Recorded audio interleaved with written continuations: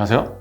리스펙 성형외과 홍원장입니다. 오늘은 그 구축과 코 비공 협착에 관련된 환자분의 케이스 중에 조금 더 심한 분의 케이스를 통해서 수술 전후 모습을 이야기해 보고자 합니다. 지난번에 말씀드렸던 이제 구축코는 결국에는 반복된 염증으로 인해서 조직이 끌려 올라가고 딱딱하게 굳어지는 현상. 근데 이제 이것만 있는 경우가 아니라 구축과 같은 상황이 발생하는 정도의 염증이라면 염증이 지나간 자리에 어떤 흉터라든지 혹은 조직의 함몰이라든지 동반 손상이 있을 수 있기 때문에 단순 구축코보다는 복합적인 구축코의 개선을 필요한 수술이 훨씬 더 좀 많은 것 같습니다. 지금 보실 분은 그런 형태가 좀 심하신 분으로 염증이 여러 차례 반복되면서 코 대를 감싸고 있는 실리콘 조직이 굉장히 티가 나면서 우리가 흔히 말하는 이제 찝힌 코, 즉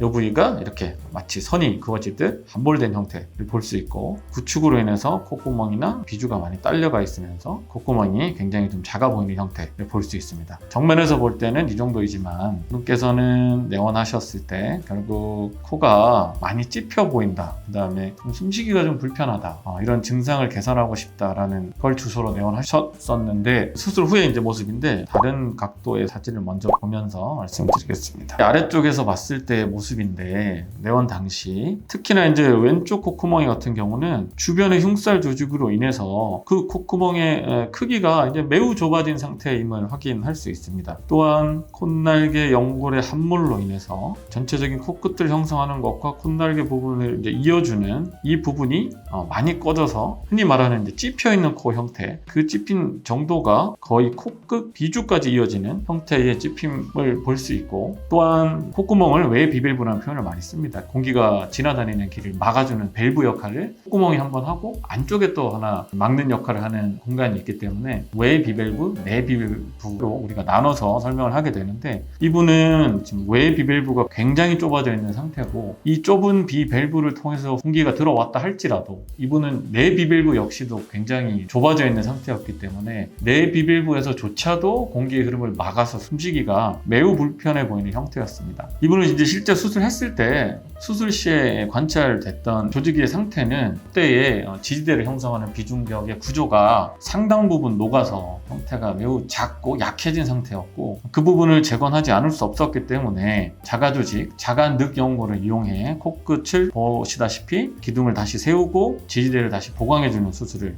시행하였습니다. 또한 함몰되어 있던 이 부분에 모두 이제 개선을 해서 조금 더 완화시켰고, 콧구멍의 형태를 수술 전에 비교해서는 상당 부분 외 비밸브를 확장해서 숨쉬기 편하게 만들어준 걸 볼 수 있습니다. 이렇게 좁아진 경우는 사실 흉터를 제거를 함으로써 공간을 확보하기에는 한계가 있기 때문에 이런 경우는 흉터를 일부 칼로 절제를 해내고 흉터를 억지로 벌린 상태에서 복합조직 이식술을 통해서 조직의 공간을 확보하는 것이 필요합니다. 그래서 이분의 경우는 연골과 피부 조직을 함께 복합조직으로 콧구멍 안쪽에 이식을 함으로써 딱딱하게 굳어진 흉터를 제거하고 그 부위에 확장시켜서 벌어진 공간을 복합조직으로 채우면서 콧구멍을 확장을 통해 비공 협착을 개선하였습니다. 그래서 지지대의 힘을 확보한 후에 구축으로 끌려 올라간 조직도 끌어내리고 완전히 무너져 내린 지붕 역할을 하는 콧날개 연골의 함몰을 개선하면서 비공 협착에 해당되는 부분을 확장시켜 콧구멍에 이제 숨기를 좀 터주는 수술을 확인할 수 있습니다. 옆모습에서 보시는 것처럼 코끝이 많이 함몰되고 결국에 귀가 많이 이제 꺼져서 코끝의 모양을 형성하기 힘들었던 부분을 지지대를 통해서 확보하고 콧구멍과 찝혀 있는 부분을 개선시켜준 걸 볼 수 있고, 45도 각도에서 역시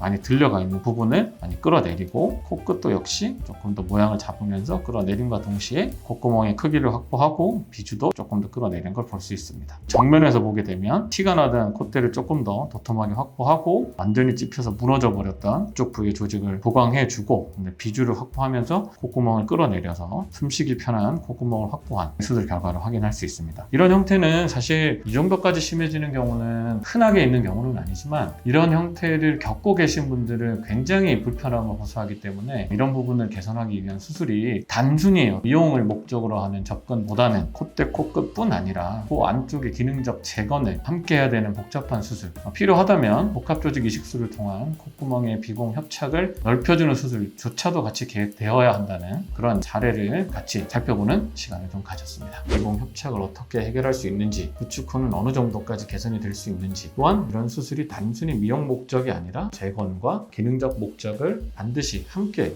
고려해서 접근을 해야 되는 수술 사례를 살펴봤습니다. 재수술은 단순 미용 수술과는 달리 진단적으로 봐야 될 부분과 개선해야 될 부분을 명확히 하고 수술적 접근을 해야 되는 복잡한 수술입니다. 수술에 따라서는 좀 더 복잡한 수술이 필요할 수 있기 때문에 좀 더 정확한 진단과 정확한 계획이 수술에 있어서 매우 필요할 것으로 보여집니다. 이상 리스펙 성형외과 고원장이었습니다. 감사합니다.